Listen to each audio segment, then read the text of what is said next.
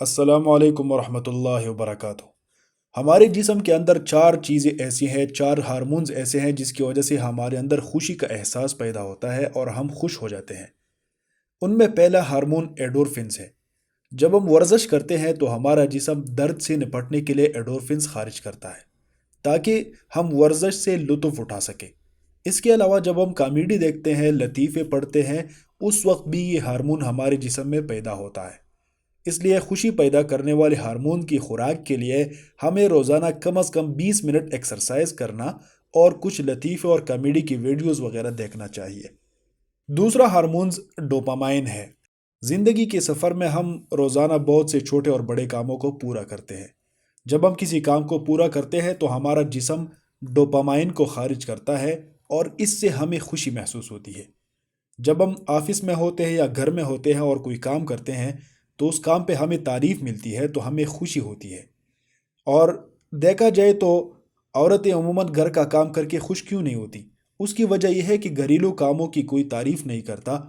جب ہم نیا موبائل خریدتے ہیں، گاڑی خریدتے ہیں، نیا گھر لے لیتے ہیں، نئے کپڑے یا جوتے وغیرہ کرتے ہیں تو تب بھی ہمارے جسم سے ڈوپامائن خارج ہوتا ہے اور ہم خوش ہو جاتے ہیں۔ تیسرا ہارمون جو ہے نا وہ سیروٹونن ہے۔ جب ہم دوسرے کے فائدے کے لیے کوئی کام کرتے ہیں تو ہمارے اندر سے سیروٹونن خارج ہوتا ہے اور خوشی کا احساس جگاتا ہے۔ اس کی مثال ایسی ہے کہ جیسے انٹرنیٹ پر مفید معلومات فراہم کرنا، اچھی معلومات لوگوں تک پہنچانا، بلاگز، قرآن اور فیس بک پر عوام کے سوالات کا جواب دینا، اسلام یا اپنے اچھے خیالات کی طرف دعوت دینا، ان سبھی سے سیروٹونن پیدا ہوتا ہے اور ہم خوشی محسوس کرتے ہیں۔ چوتھا ہارمون وہ ایکسیٹوسن ہے۔ جب ہم دوسرے انسانوں کے قریب جاتے ہیں یہ ہمارے جسم سے یہ ہارمون خارج ہوتا ہے۔ جب ہم اپنے دوستوں کو ہاتھ ملاتے ہیں یا گلے ملتے ہیں تو جسم ایکسیٹوسن خارج کرتا ہے۔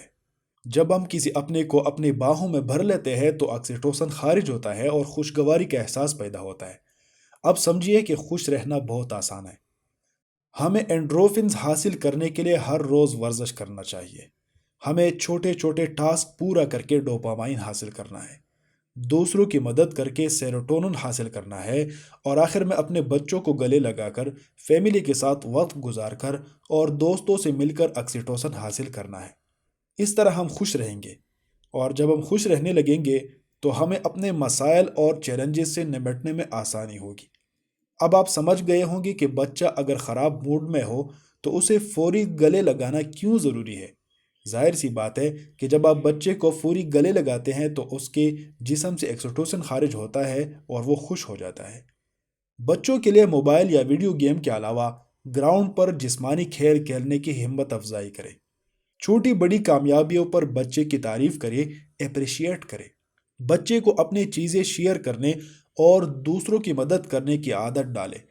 اپنے بچے کو باہوں میں بھر کر پیار کریں۔ خوش رہیں، خوشیاں بانٹتے رہیں۔